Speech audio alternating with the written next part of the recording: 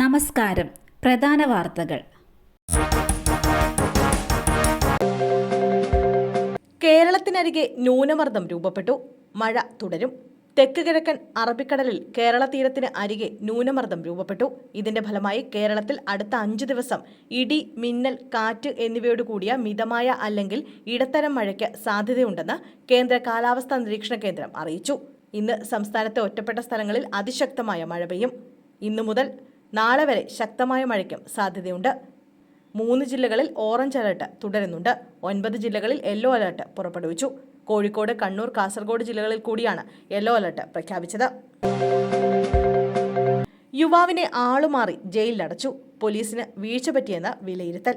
പൊന്നാനിയിൽ യുവാവിനെ ആളുമാറി ജയിലിലടച്ച സംഭവത്തിൽ സ്പെഷ്യൽ ബ്രാഞ്ച് ഡിവൈഎസ്പിയോട് ജില്ലാ പോലീസ് മേധാവി റിപ്പോർട്ട് ആവശ്യപ്പെട്ടു.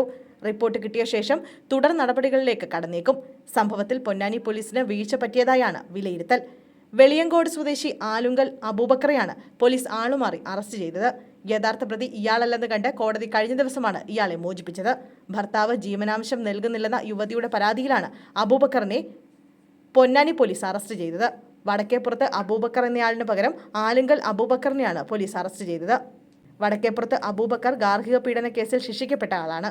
ഇയാളാണെന്ന് കരുതിയാണ് ആലുങ്കൽ അബൂബക്കറിനെ പോലീസ് ജയിലിലടച്ചത്. 4 ദിവസം ആലുങ്കൽ അബൂബക്കറിന് ജയിലിൽ കിടക്കേണ്ടി വരികയും ചെയ്തു. ഒടുവിൽ ബന്ധുക്കൾ പരാതിയുമായി കോടതിയെ സമീപിച്ചതോടെ അബൂബക്കർ ജയിൽ മോചിതനായി. മനഃപൂർവ്വം കേസ് അട്ടിമറിക്കാൻ നീക്കം നടക്കുന്നുണ്ടെന്ന് സംശയം. വണ്ടിപ്പെരിയാർ പെൺകുട്ടിയുടെ പിതാവ്. സംസ്ഥാന സർക്കാരിനും പബ്ലിക് പ്രോസിക്യൂട്ടർക്കുമെതിരെ വിമർശനവുമായി വണ്ടിപ്പെരിയാർ പെൺകുട്ടിയുടെ പിതാവ്. സർക്കാർ നിയമിച്ച പബ്ലിക് പ്രോസിക്യൂട്ടർ ഒന്നും ചെയ്യുന്നില്ലെന്നും സർക്കാർ ഇടപെടൽ ഉണ്ടാകുന്നില്ലെന്നും പെൺകുട്ടിയുടെ പിതാവ് പറഞ്ഞു. മനഃപൂർവ്വം കേസ് അട്ടിമറിക്കാൻ നീക്കം നടക്കുന്നുണ്ടോ എന്ന് സംശയിക്കുന്നതായും അദ്ദേഹം പ്രതികരിച്ചു.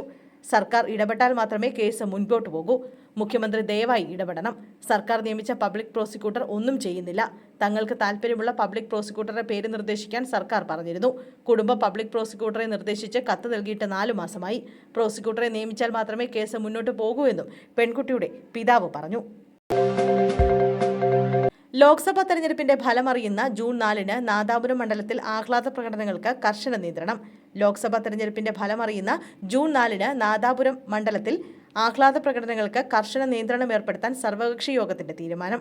ഡിവൈഎസ്പിയുടെ ഓഫീസിൽ ചേർന്ന രാഷ്ട്രീയ പാർട്ടി നേതാക്കളുടെ യോഗത്തിലാണ് ഇത് സംബന്ധിച്ച തീരുമാനങ്ങളെടുത്തത്.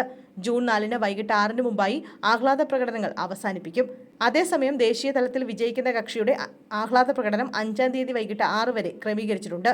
DJ, മ്യൂസിക്, ബൈക്കുകൾ, തുറന്ന വാഹനങ്ങൾ എന്നിവ ഉപയോഗിക്കാൻ പാടില്ല.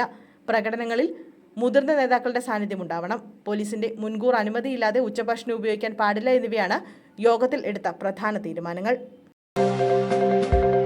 ബിഗ് ബോസ് മത്സരാർത്ഥി ജാസ്മിനെതിരെ സൈബർ ആക്രമണം. പോലീസിൽ പരാതി നൽകി പിതാവ്. ബിഗ് ബോസ് മലയാളം സീസൺ 6 മത്സരാർത്ഥി ജാസ്മിൻ ജാഫറിനെതിരെ നടക്കുന്ന സൈബർ ആക്രമണത്തിനെതിരെ പിതാവ് ജാഫർ പോലീസിൽ പരാതി നൽകി. മുൻ ബിഗ് ബോസ് മത്സരാർത്ഥി ദിയാസനയാണ് ഇത് സംബന്ധിച്ചുള്ള കാര്യം സോഷ്യൽ മീഡിയ വഴി പുറത്തുവിട്ടത്.